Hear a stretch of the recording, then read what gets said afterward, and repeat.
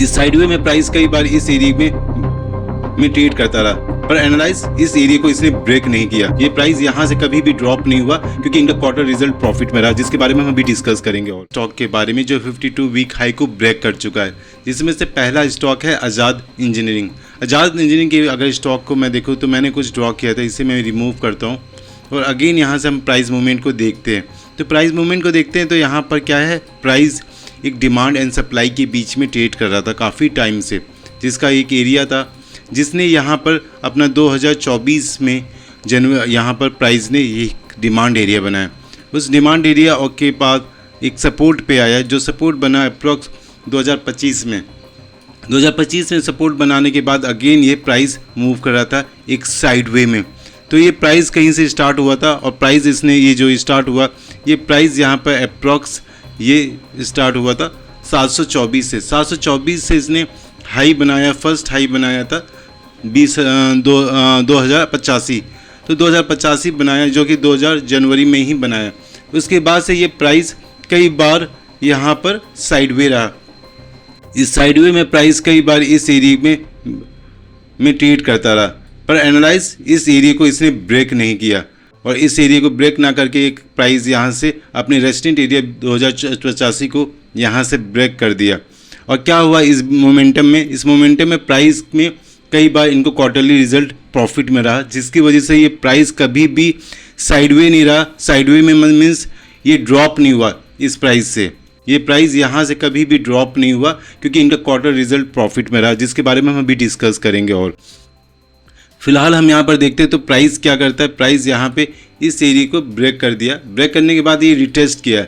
जैसे according इलॉट web theory के according क्या है, इलॉट वेब थ्योरी के अकॉर्डिंग अगर कोई प्राइस किसी साइडवे में है, साइडवे में अगर साइडवे में प्राइस कहीं भी अगर मोमेंटम आता है, अगर वो अपनी डिमांड एरिया को नहीं छू रहा, अगेन वहीं से डबल कंफर्मेशन दे के ऊपर जा रहा है और रिटेस्ट कर रहा है उस एरिया को। रिटेस्ट किया इस एरिया को, रिटेस्ट करने के बाद वो वापस नीचे नहीं आया, उसका अगेन प्राइस के साथ हाई वॉल्यूम में ट्रेड ऊपर जा चुका है। तो एनालाइज अभी प्राइस की जो क्लोजिंग आज में हुई है, आज की क्लोजिंग प्राइस की है ये अप्रॉक्स यहाँ पे 2899 के पास। तो यहाँ पे क्लोज हुआ है प्राइस। अब यहाँ पे क्या देखते हैं हम, यहाँ हम देखते हैं दो चीज़ें। कभी भी हम यहाँ पर प्राइस एक्शन की बात करें, कोई भी बाइंग और सेलिंग की रिकमेंडेशन नहीं है, जस्ट एनालाइज है कि प्राइस में हम कैसे एंट्री करते हैं, कैसे एग्जिट करते हैं, हमारा एसएल कैसे रखते हैं। तो मैं बस जस्ट इस बारे में बात कर रहा हूँ। तो इस बारे में अगर बात की जाए तो ये प्राइस में क्या इलॉट वेब थ्योरी के अकॉर्डिंग प्राइस मूवमेंट किया, अपने नेकलाइन को तोड़ा, इस एरिया को अगेन ऊपर जा गया और फिर रिटेस्ट किया और रिटेस्ट करने के बाद इस एरिया को रिटेस्ट करने के बाद और फिर अगेन ऊपर जाता है और फिर इस एरिया को ब्रेक किया। तो इलॉट वेब थ्योरी के हिसाब से प्राइस 1 2 3 4 ऐसे एक बनना चाहिए। तो यहाँ पर अगर मैं देखूँ तो प्राइस 1 2 3 4 और 5। तो प्राइस कैसे मोमेंटम करता है, प्राइस हमेशा अपने लॉट वेब थ्योरी के हिसाब से हायर हाई हायर लो को बनाता है। तो प्राइस यहाँ से ब्रेक कर चुका है। अब हमें एंट्री करनी है, अगर हम कभी भी प्लान को एग्जीक्यूट करते हैं तो हमारा कैसे होगा, हम यहाँ से अगेन अगर प्राइस करेक्शन करता है कुछ एरिया में, चाहे वो तो अपने सपोर्ट को करेगा या तो यहाँ से अगेन करेक्शन करेगा। अगर करेक्शन करता है तो हमें यहाँ पे बायर्स और सेलर्स आते हैं, तो यहाँ पर बायर दोबारा एंट्री करेंगे इस एरिया को ब्रेक करने के लिए, 2899 को ब्रेक करने के लिए यहाँ पर। तो हमें यहाँ से एक यहाँ से अच्छी अपॉर्चुनिटी मिलती है। बट फिलहाल यहाँ पे बाइंग सेलिंग नहीं, जैसे मैंने बताया, यहाँ जस्ट प्राइस एक्शन के बारे में मैं सिखा रहा हूँ।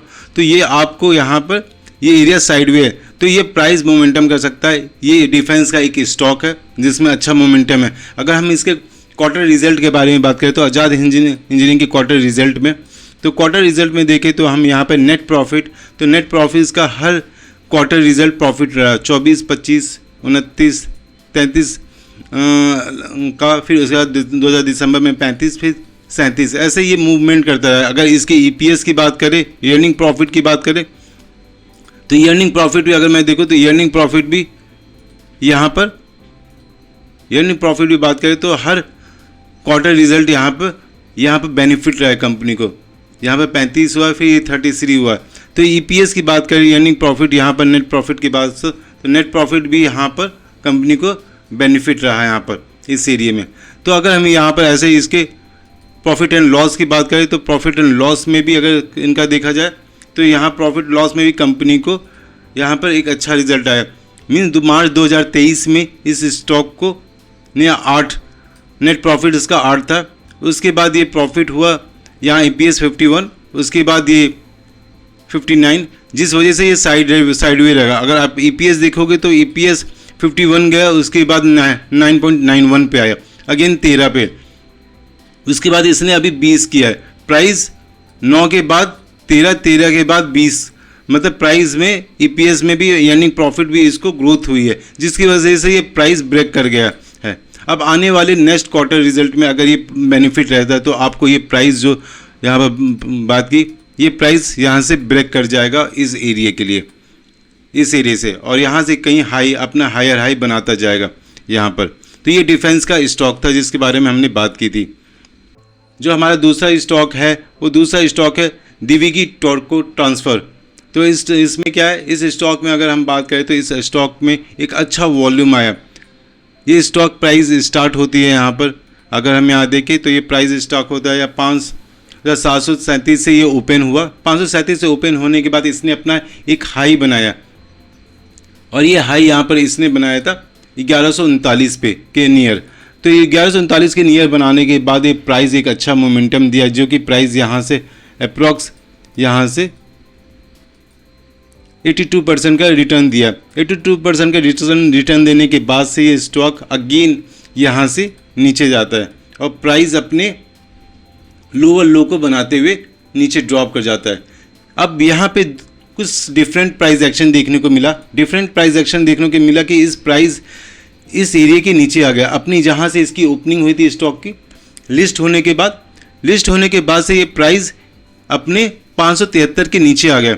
अब यहाँ पर बायर्स और सेलर्स दोनों नहीं है। यहाँ से एंट्री हुई फ्रेश एंट्री, जो कि फ्रेश एंट्री शुरू हुई थी हमारी 24 मार्च 2025 में एंट्री हुई, और इस एंट्री के बाद से इस स्टॉक ने अगेन अपने लो को ब्रेक नहीं किया, और यहाँ से लो को ब्रेक ना करते हुए इस स्टॉक ने अपने इस एरिया को अगेन 2026 में यहाँ से प्राइस मोमेंटम देता गया। जिस मोमेंटम की मैं बात कर रहा था प्राइस एक्शन की, वीक चार्ट पे, यह है वीक चार्ट। अगर हम इसके डे चार्ट पे जाते हैं, डे चार्ट पे तो हमें एक अच्छा वॉल्यूम देखने को मिलता है। अगर हम डे चार्ट पे जाए तो हम डे चार्ट पे देखते हैं प्राइस अपने डिमांड एंड सप्लाई के बीच में, जिसकी बात मैं पहले भी कहा था, डिमांड है सप्लाई। प्राइस यहाँ से ड्रॉप करता है, अगेन अपना लिक्विडिटी स्वैप करता है, जिसे हम लिक्विडिटी स्वैप कहते हैं। यहाँ से ना बायर और सेलर्स सब निकल गए, एक्युमुलेशन जोन में आता है। इस एक्युमुलेशन जोन में आने के बाद प्राइस ने ब्रेक किया और इसे रिटेस्ट किया। प्राइस रिटेस्ट किया, अगेन यहाँ पे अगेन ऊपर आता है और यहाँ से प्राइस अच्छा शार्प मूवमेंट करता है यहाँ पर। तो हम यहाँ पर देखें तो प्राइस यहाँ पे एक शार्प मूवमेंट करता हुआ गया यहाँ से। तो प्राइस में लॉट वेव थ्योरी के हिसाब से हायर हाई हायर लो बनाता हुआ गया, अपने इस एरिया को एक्युमुलेशन जोन को छोड़ा, हायर हाई हायर लो बनाते हुए अपने 52 वीक हाई को ब्रेकआउट कर दिया है, और एक अच्छे वॉल्यूम के साथ। जहाँ पे लास्ट क्लोजिंग हुई थी जब इससे पहले ब्रेकआउट से पहले, उस क्लोजिंग के बाद ये गैप अप ओपन हुआ है। उस गैप अप ओपन के होने के बाद से प्राइस इस एरिया पे गैप अप हुआ है, इस एरिया पे गैप अप हुआ। गैप होने के बाद प्राइस इस एरिया पे आ गया अपने। तो अभी ये क्या है, अभी ये अपने मोमेंटम में है और यहाँ अच्छी वॉल्यूम है। तो हम अगर वॉल्यूम चेक करें इस स्टॉक का, तो वॉल्यूम चेक करें तो इस वॉल्यूम के हिसाब से यहाँ पर वॉल्यूम आ चुका है इस कैंडल पे। इस कैंडल पे एक अच्छी वॉल्यूम है, इस एरिया इस कैंडल में एक अच्छी वॉल्यूम है। जो कैंडल हमें यहाँ पर वॉल्यूम देखने को मिल रहा है इस एरिया में, तो ये कैंडल यहाँ पे वॉल्यूम है यहाँ पे। अब क्या है, यहाँ से प्राइस, अगर आपको हम यहाँ पर प्राइस एनालाइज करें कि प्राइस में कैसे लोग एंट्री करते हैं, कैसे एग्जिट, तो मोमेंटम के हिसाब से जब आप यहाँ पर देख रहे हो प्राइस, आपने यहाँ पर देखा प्राइस को मोमेंटम होते हुए, तो यही प्राइस यहाँ से अगेन नीचे आना चाहिए। करेक्शन अपने नेक लाइन को यहाँ पे, अगर ये प्राइस को ऊपर जाना है 52 वीक हाई के ऊपर ही चलते जाना है, तो उसके लिए पहले अपने इस एरिया को साइडवे को यहाँ पर रिटेस्ट करना होगा। इस एरिया में यहाँ पे रिटेस्ट करेगा तो ये प्राइस इसको ब्रेक जब करेगा तब आपको यहाँ कहीं पे अपनी पोजीशन बनानी होती है ऐसे। तो हम यहाँ पर प्राइस एक्शन के बारे में जस्ट बात कर रहे हैं यहाँ पर। तो हमें यहाँ पर वॉल्यूम देखने को मिल रहा है यहाँ पर। तो अब क्या इस प्राइस एक्शन के हिसाब से इसमें अभी मोमेंटम बाकी है। तो हम 52 वीक हाई को दोबारा देखते हैं। तो 52 वीक हाई पे ये प्राइस हमेशा अपने ऑल टाइम हाई पे चल रहा है, जहाँ पे इसने एक ब्रेक कर दिया अपने 1152 को। तो ठीक है, हमें यहाँ पे प्राइस में देखने को मिला। अब हम देखते हैं इस प्राइस के क्वार्टर रिजल्ट के बारे में। तो हम इसे अगर दिविकी के क्वार्टर रिजल्ट की चेक करें तो क्वार्टर रिजल्ट देखा है हमने यहाँ पर। उसके बाद अगर बात करें सितंबर 2025 में ये जा चुका था 11, फिर ये उसी रेंज में रहा 2025 में 12, उसके बाद इसने मार्च 2026 में ये 15 किया। अप्रॉक्स ये ग्रोथ यहाँ पर ग्रोथ दिख रही है यहाँ पर हमें। तो वर्धमान के बारे में बात करते हैं, वर्धमान स्टील के बारे में ब्रेक किया और यहाँ पे ये प्राइस यहाँ पे पहली बार रेजिस्टेंट एरिया बनाया इस एरिया पे। अगेन यहाँ पर नेकलाइन को ब्रेक किया। जैसे मैंने पहले ही बताया, नेकलाइन को कोई स्टॉक ब्रेक करता है अपने डिमांड एरिया से, और डिमांड एरिया में सबसे ज़्यादा वॉल्यूम कब आता है, जब कोई डिमांड एरिया से प्राइस ऊपर जा रहा है और वो अपने डिमांड एरिया को वापस रिटेस्ट नहीं कर रहा। ये यहाँ पे आया, अगेन यहाँ पे रिटेस्ट नहीं किया है, यहाँ से विदाउट रिटेस्ट किए प्राइस ने यहाँ से मूव कर गया, इस एरिया पे नहीं आया ये। तो यहाँ पर एक अच्छी डिमांड आने के चांसेस हो जाते हैं। बट यहाँ पे कम्प्लीटली प्राइस एक्शन पे डिपेंड करता है, प्राइस एक्शन कैसे फॉलो हो रहा है। तो अगर हम प्राइस एक्शन को देखें अगेन, तो जो हमने यहाँ पे मार्क किया था, यहाँ पे अप्रॉक्स इस स्टॉक ने इस एरिया पे यहाँ पे सपोर्ट बनाया, यहाँ पे सप्लाई डिमांड बनाया, यहाँ पे सपोर्ट, अगेन प्राइस मूव किया। एक कंफर्मेशन देने के बाद, डबल कंफर्मेशन देने के बाद प्राइस यहाँ से कपन एंड होल्डिंग बनाते हुए वापस निकल गया इस एरिया से, और ये अभी ब्रेक कर दिया। अब ये कितना वैलिड है, कितना कंफर्म है कि ये प्राइस वापस रिटेस्ट नहीं करेगा अपने एरिया को। तो वर्धमान के अगर क्वार्टर रिजल्ट की प्रॉफिट की बात करें तो इसका स्टॉक का जो प्राइस था, ये नेट प्रॉफिट यहाँ पर रहा प्राइस। यहाँ पर अगर देखें तो कंपनी को नेट प्रॉफिट यहाँ पर रहा जनवरी 2025 में यहाँ पे 20 था, उसके बाद सितंबर 2025 में ये 35 हुआ, अगेन दिसंबर 34, और मार्च 2026 में मार्च में भी ये 34 है। मीन्स अभी भी इसका नेट प्रॉफिट नीचे नहीं जा रहा, एक साइडवे कह सकते हैं एक तरीके से कि प्रॉफिट अभी भी सस्टेनेबल है, ये लॉस में नहीं जा रही है, अभी भी सस्टेनेबल है, जिसकी वजह से प्राइस तो ब्रेक कर गया। पर अभी हम इसमें ट्रेड अगर किसी को एग्जीक्यूट करना है या इसमें इसको वॉच लिस्ट में रखना है, इसे चेक करना है, तो इसके लिए हमको इसके नेक्स्ट आने वाले प्रॉफिट और इस कंपनी में क्या चेंजेस होंगे मैनेजमेंट पे, उस पर ध्यान देना है। जब हमें ये लगता है कि मैनेजमेंट में कुछ चेंजेस होंगे या इसके रिजल्ट में कुछ प्रॉफिट आ रहा है, तो मेक श्योर कि ये यहाँ से वापस अपने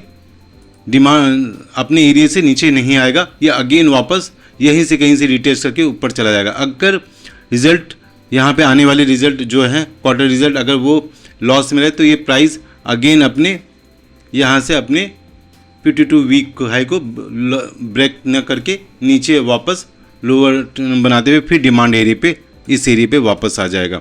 तो हमें इस चीज़ को कंफर्म रखना होगा। तिलक नगर में देखें तो एक अच्छा वॉल्यूम नज़र आया। तिलक नगर ने अपने एक एरिया को, इस एरिया को ये एक अलग प्राइस एक्शन बनता है। तिलक नगर के प्राइस एक्शन के बारे में बात करें तो इसका एक मैंने फिर से वही चीज़ मैंने मार्क की।